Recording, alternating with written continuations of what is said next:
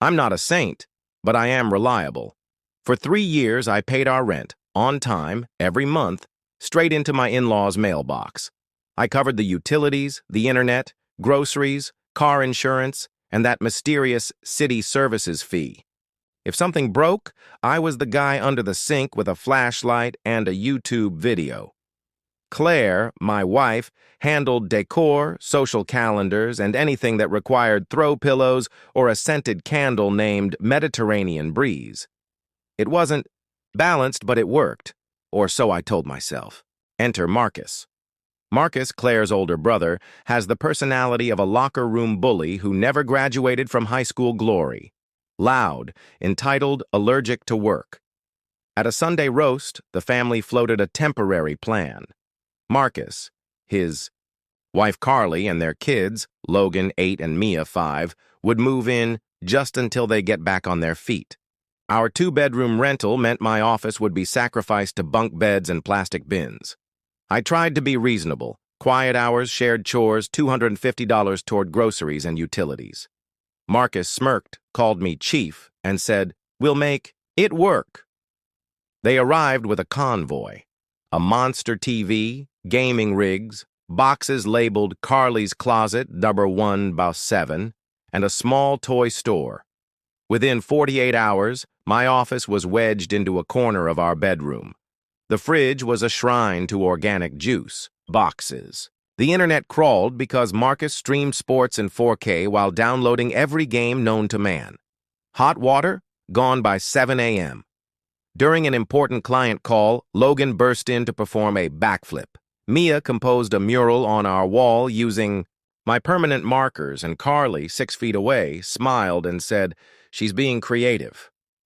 When I raised any concern, Claire's answer was the same. "They're family. It's temporary." The ultimatum one Friday, I came home to Claire and Marcus seated like a management team. Claire didn't warm up to it. She dove straight in. "Since there are more people living here, you should start paying double the bills." Double. I was already paying everything while they contributed nothing. Now I was supposed to cover twice as much so the freeloaders could keep freeloading. Marcus chimed in. "Be a team player, man. We all benefit."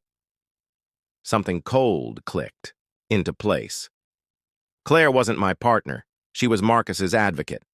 I didn't argue. I said, "All right, I'll take care of it." The exit plan.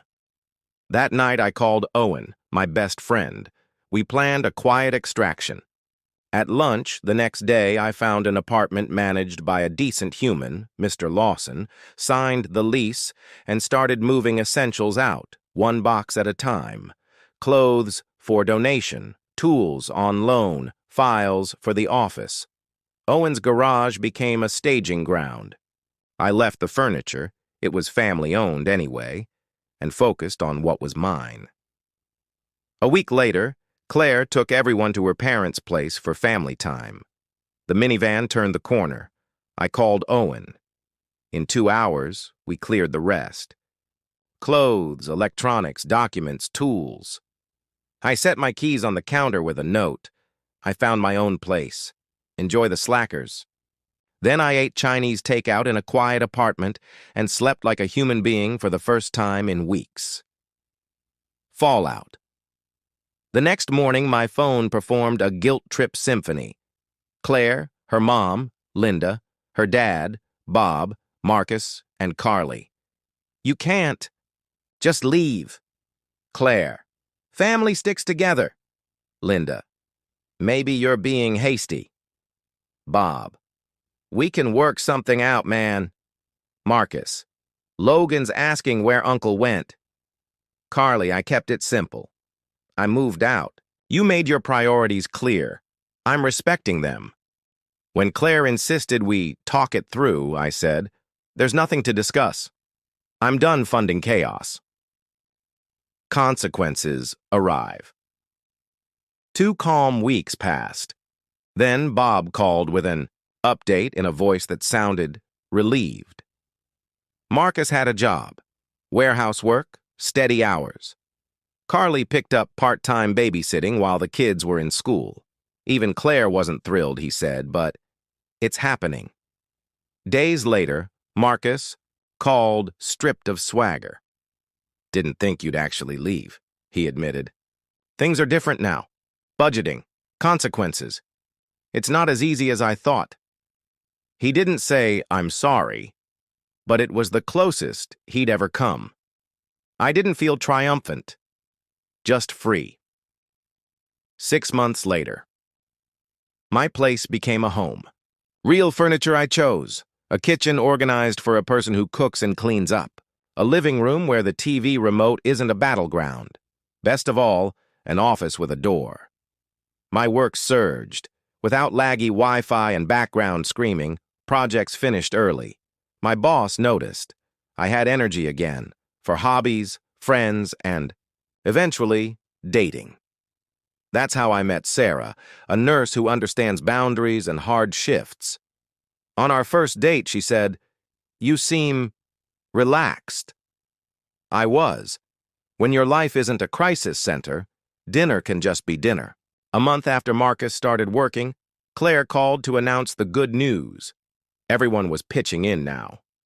"I think we can make it work," she said, like the problem had been logistics, not loyalty.